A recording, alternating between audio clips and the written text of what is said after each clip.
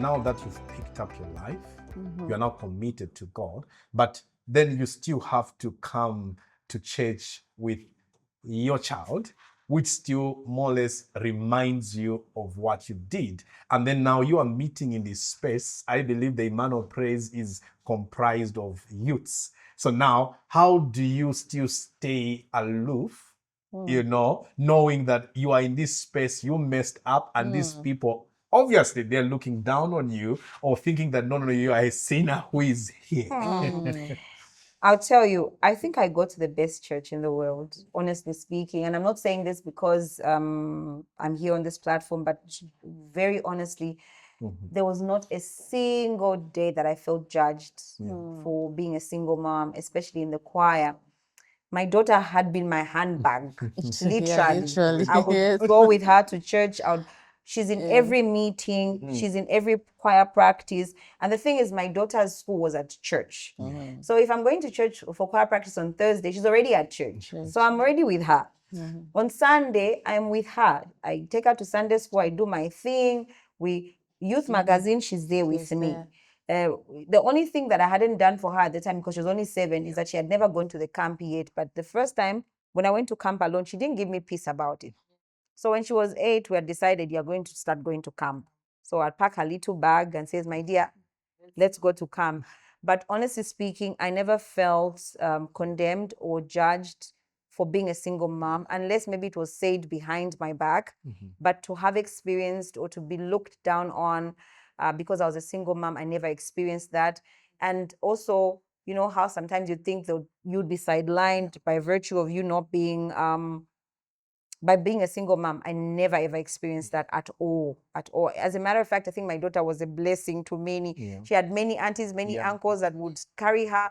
I remember one camp, I wasn't in the camp during the day because I had to go to work in the day and come back in the evenings to minister. I would leave her in the camp, and she was everywhere with everyone. I never experienced that, to be honest. But when it comes to things like, navigating pressures of life, when it comes to provision, I would have those instances quite a lot because I was a single mom coming from a struggling family, earning very little, and also just being able to balance between. But I can safely say here and now that my daughter has never ever lacked anything. I think I'd distort the testimony of provision if I say that we lacked. Yes, there were moments when things were tough. There were moments when school fees especially was tough. But I think that's a blessing again of having your child go to a school that's at your church. I had to be on a payment plan, and she had a very good headmaster that said, look, you have a very brilliant child, and I think it would be a disservice if we send her back and forth. Tell us how much you'll be paying and how you'll be paying, and that was spread across throughout her time when she was at school. But there'll be moments when she can't get a certain toy because I can't afford it. There'll be moments when she can't get other things because I couldn't afford it. We had different priorities. But over and above, you ask the pressure, the loneliness, or there'll be situations that will present themselves where you meet this gentleman that would want to take advantage of the situation. Oh, look, you're a single mother. I can take care of you and your child. Just date me. I can sponsor. I've had several. I will tell you several of those where offers. A carrot is dangled in your face. Could you please date me? But I was very, very deliberate in my journey, especially after I got saved, that I will not date casually. If ever I date, it's because I'm going to be getting married. But if I don't see anything that will, and God has been gracious to allow me to have a little bit of foresight in being able to see those red flags early on, and I'd really quickly walk out of the situation deliberately. Not that it's been easy. Sometimes you'd want, okay, this gentleman is tall, dark, and handsome. But let's see. But I have dated. Sometimes others would come in the guise of being Christians themselves. I think after having checked me out, so this girl is a Christian. She's non-compromising. Let's see what happens.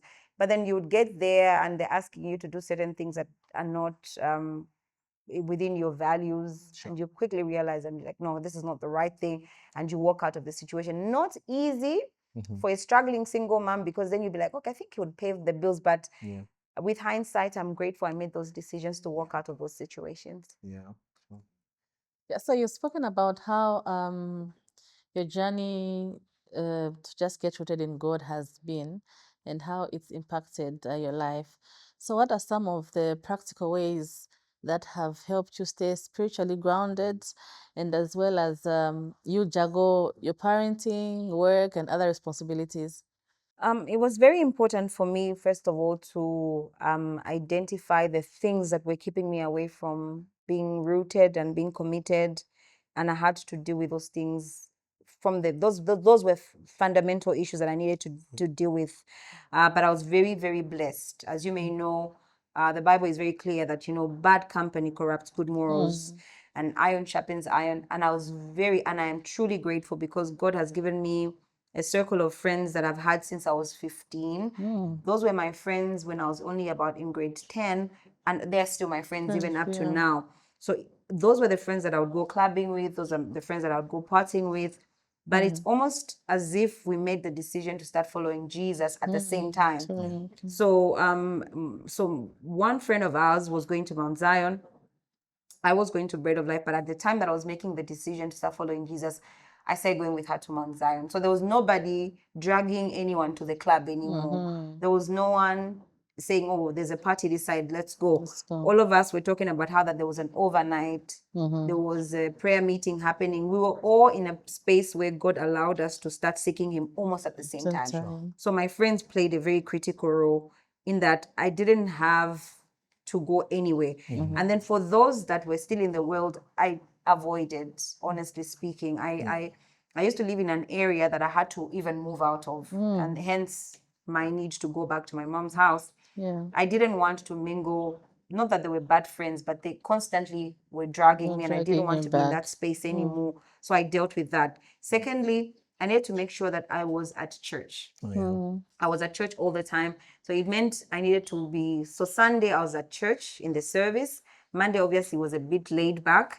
So Tuesday, there was a cell group. Wednesday, there was a midweek service at the time. Thursday, at the time I joined the choir, I had choir practice.